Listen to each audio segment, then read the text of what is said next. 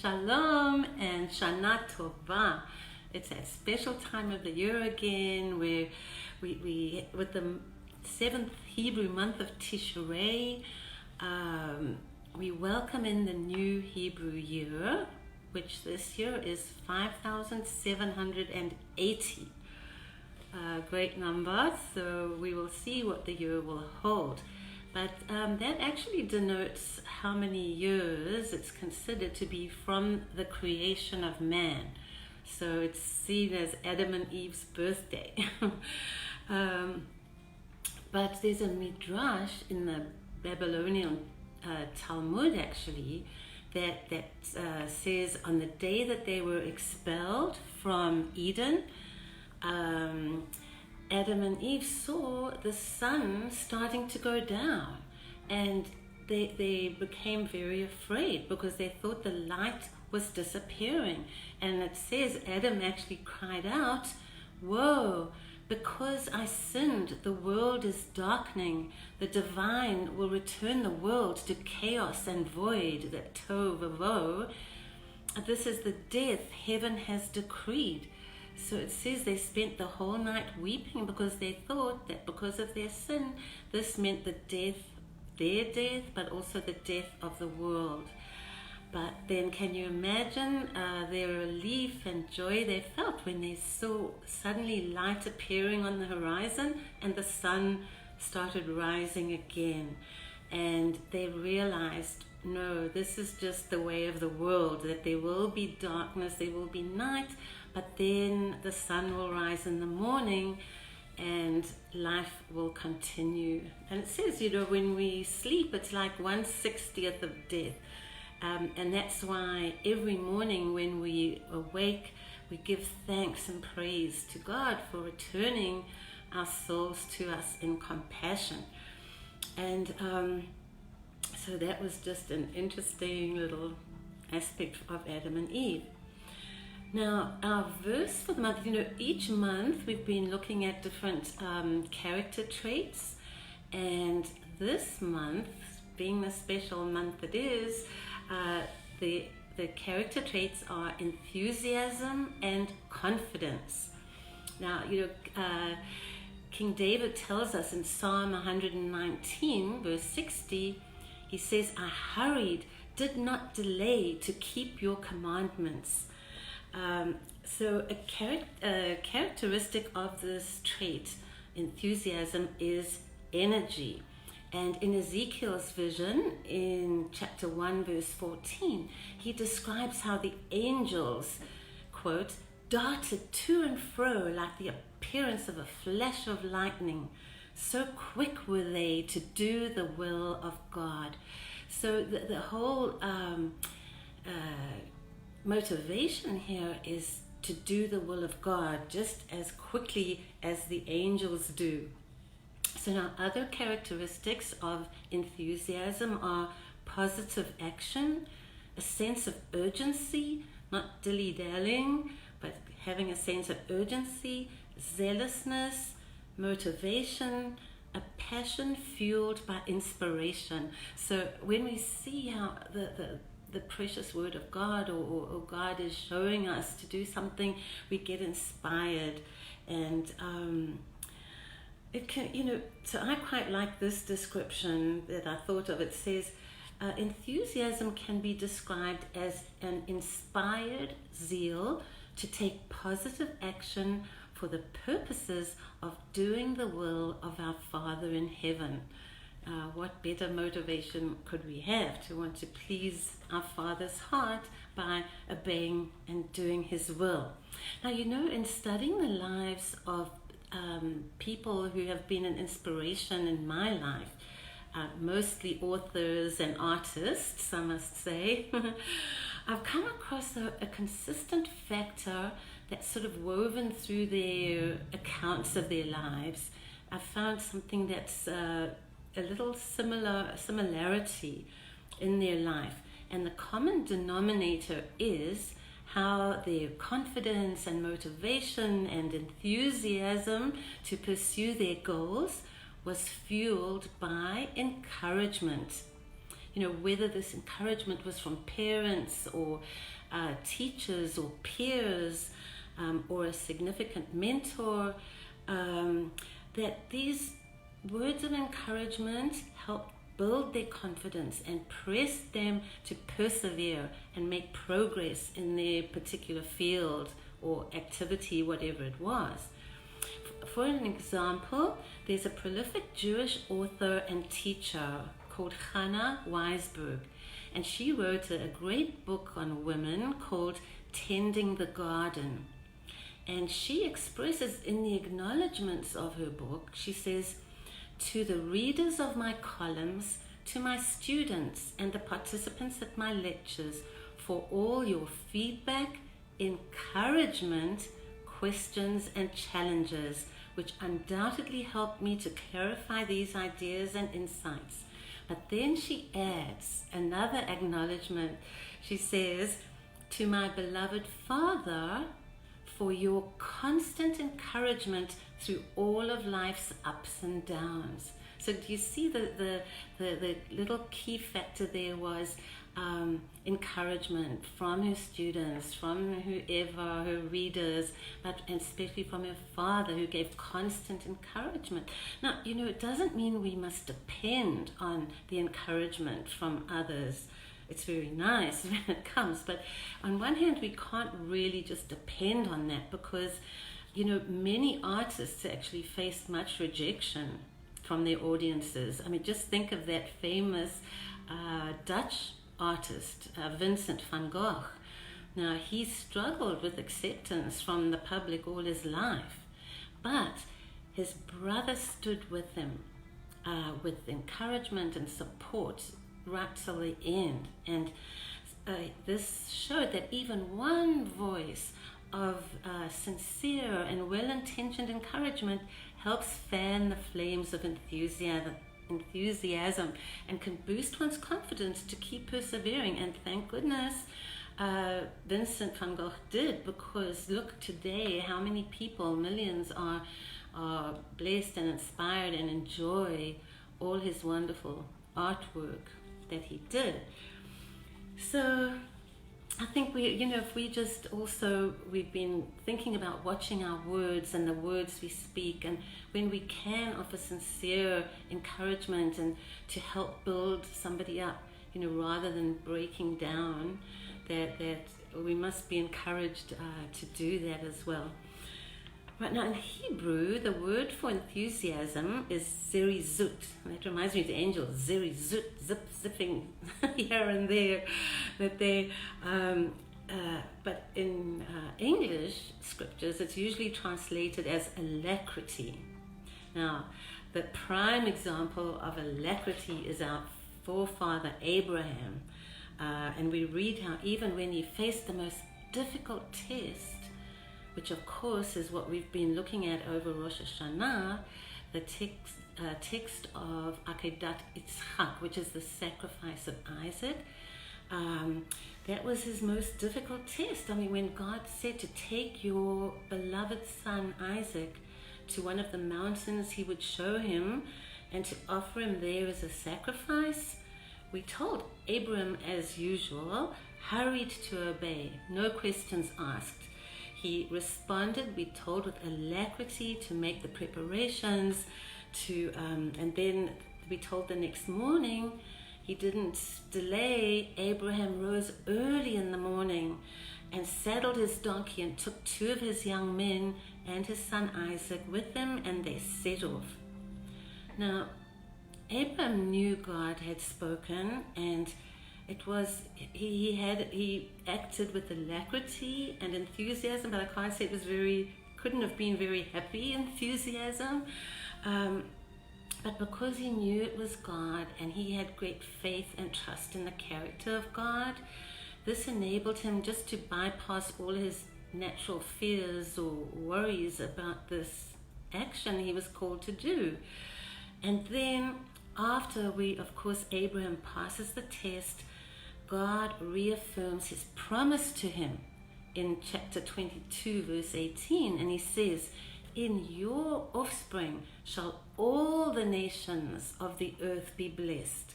because you have obeyed my voice. So it was such a great thing for him to do, but because of that obedience, he says, all the nations of the earth shall be blessed. And we're seeing how in God's wonderful plan of redemption that is happening, and will continue till the final redemption comes.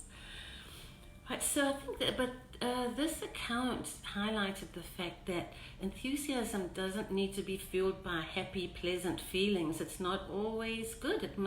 We must take action enthusiastically, sometimes even if it's a challenge and not comfortable. And often it actually would entail us moving out of our comfort zone. Often if God just impresses in your heart something to do, it may mean stretching yourself and moving out of your comfort zone a bit, but then the blessing will come. And actually another further occasion in the story of Abraham, you remember how Abraham sent his servant Eliezer to go back to his family root place of Haran and find a wife for Isaac. And Eliezer sets off, and he with camels and his whole entourage, and he arrives at a well outside this town, on the outskirts of the town.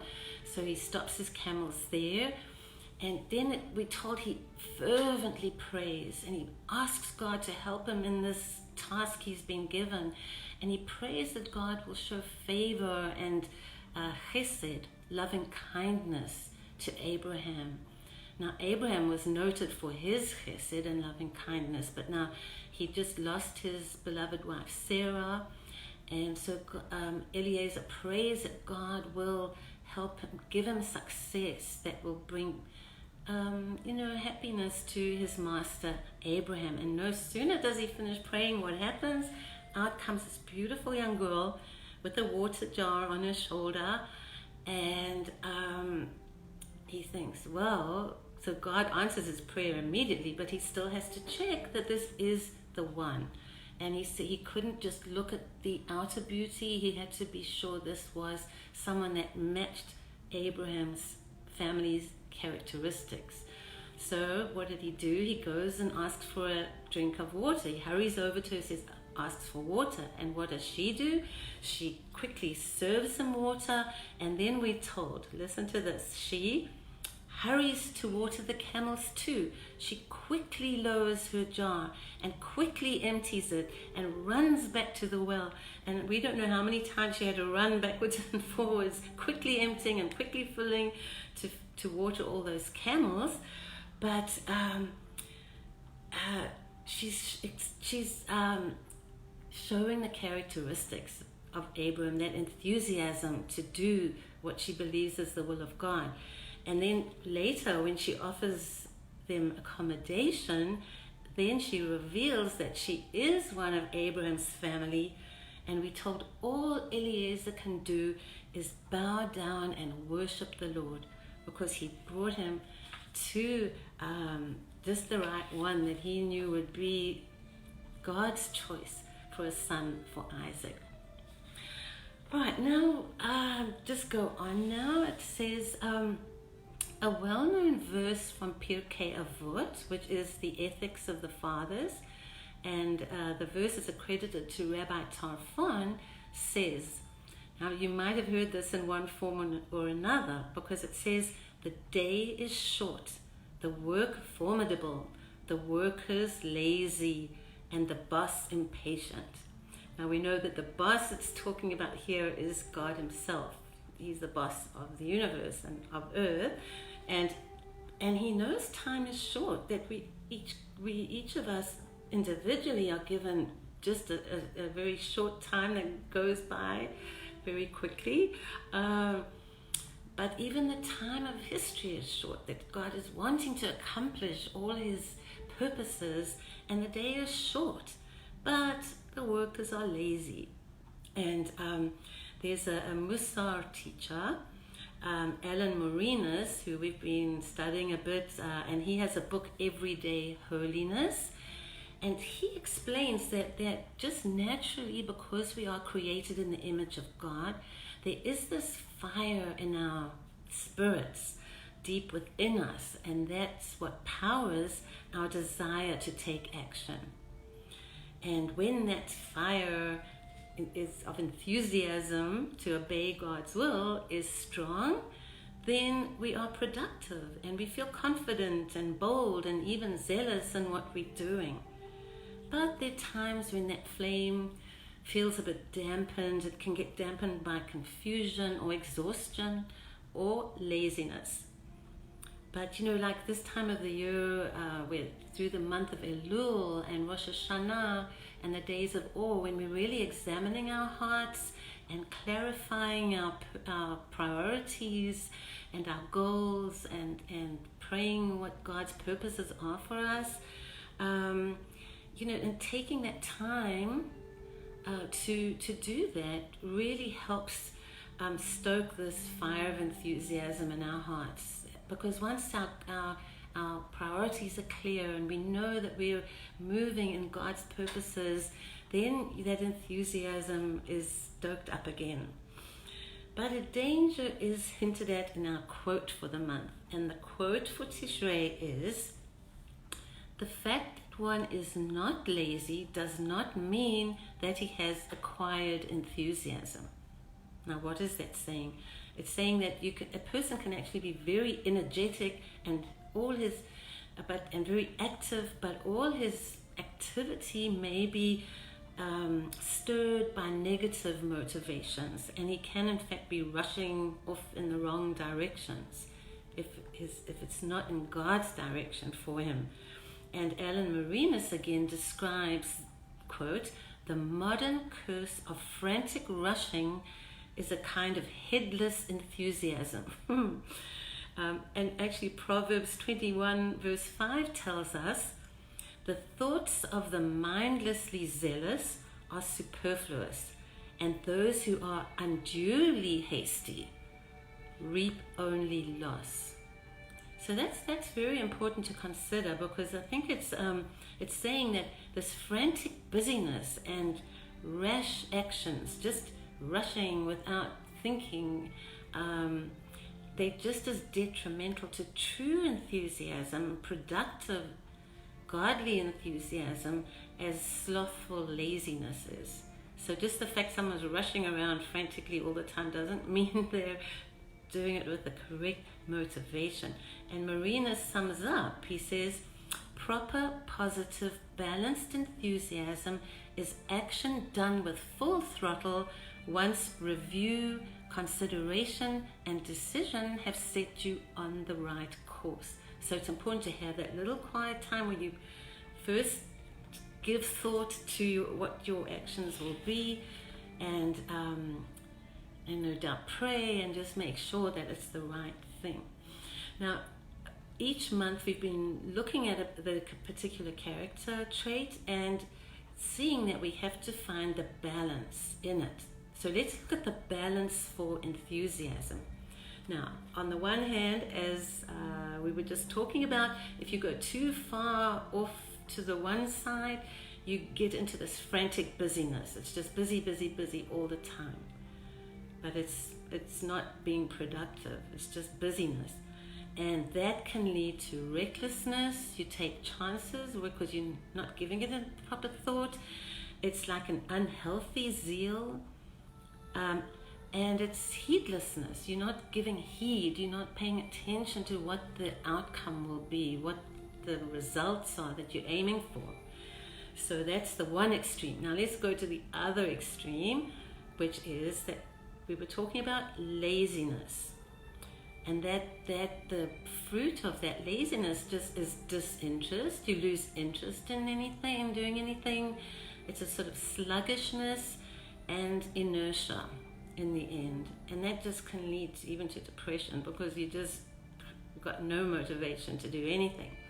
But the balanced enthusiasm will give you healthy energy and a godly passion and motivation that is godly as well. So this all builds a godly enthusiasm. And everything we do then will be enhanced when it's done with this awareness and liveliness and enthusiasm. And even in our spiritual walk, because there's a rabbi, Shlomo Wolb, he points out that a mitzvah, a good deed done in obedience to God's will, that's a mitzvah. He says if it's delayed or done unenthusiastically, it's not a mitzvah. It's not a mitzvah that might go wrong, but it's one that's already gone wrong. So it's not pleasing God whatsoever. So of course we don't please our Father's heart by lazily drifting through life with no passion for living, but neither do we please Him by obeying His will if it's unwillingly or half-heartedly, or by doing something just because it's the rote thing to do with an attitude of boredom. That's not pleasing to God either. Now another rabbi who's also a Musar teacher, he's Moshe Chaim Luzzatto, and he wrote a classic book called The Path of the Just. And he considers that, like we've been talking about, the direct opposite of enthusiasm is laziness. And he says laziness deflates us and keeps us stuck in circumstances. I like the way he says like a bud with all its potential remaining frozen on the limb. So it's like this little bud with all the potential, but it gets frozen on the limb, on the branch of the tree, and it doesn't blossom and bear fruit. That's quite sad. But he said laziness makes us heavy.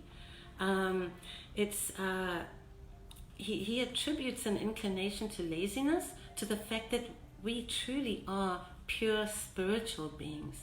And if we were just living as a pure spiritual being, we'd naturally be light and active like the angels.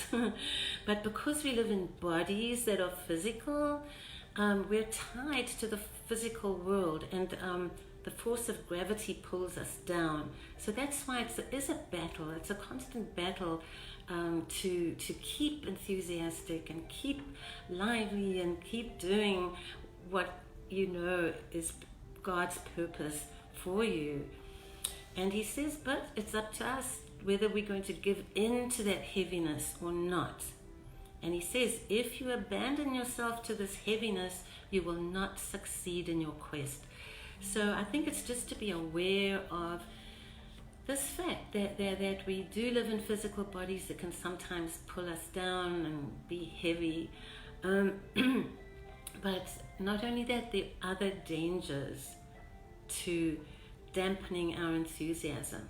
And one of them is rationalization. It's a real deterrent to positive, enthusiastic action. There was a rabbi in Novaradok who wrote a list of ambitions a person could have, but he followed them with if only. How many times do we say to ourselves, if only? And he said, I'd give so much to charity if only I were wealthy. I'd study and learn so much if only I were smarter. I'd be so helpful to others if only I were stronger. So I think what he's pointing out is that we can rationalize and we can devise these brilliant excuses for not doing something and accomplishing some task, and doing some good by doing that. So we find these excuses which delay us taking action.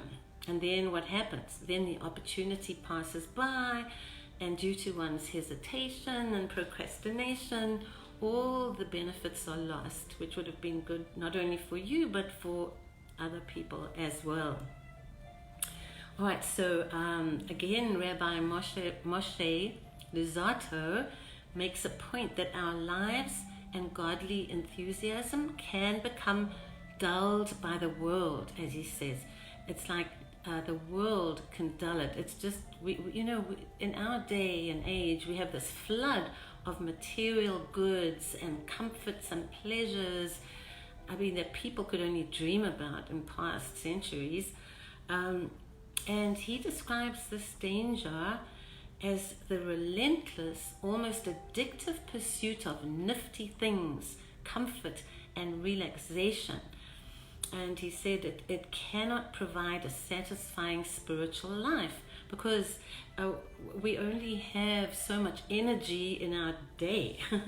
and if we're spending all our energy in pursuing all these, comforts, bigger house, pleasures, and other worldly things, it's depleting our spiritual energy as well. We don't have that much time or energy to give to thinking about our spiritual lives. And a final danger is anxiety. Now, why? Because worry and fretting about things also just depletes our spiritual energy. And Luzzatto actually says, anxiety is often what underlies other things we do that sap our enthusiasm. It's like a root that other things will spring from as well. Now, of course, there's certain things we must be concerned about, the things that are happening in the world, or things we have responsibility for and have control over. But so much anxiety and thank you. I'm getting some lovely, thanks, Sally Green. Good, we're going back to natural. Thank you for those who are saying that my hair doesn't look too bad. I'm not sure, Kathy, which author you meaning, whether it was Chaim Moshe Luzzatto, but we will be posting the transcript on the Facebook page, and so you can go through the notes again as well, just to find out some details. Okay, so this, so we have, we must be concerned about things we have responsibility for or control over, but a lot of anxiety is rooted in things we have no control over. It can be like the weather or general health or possible accidents. We were saying, what if this happens? What if that happened? What if? But this just causes one to have a worried mind. And when you get into the state of anxiety and a worried mind, then there's no shortage of real or imagined things to fret over. But this way of seeing the world keeps us from the truth and the freedom of faith and trust in our Creator, in our Father, who has a much higher power. He's the one that we depend on and have confidence in and put our trust in to see us through whatever comes.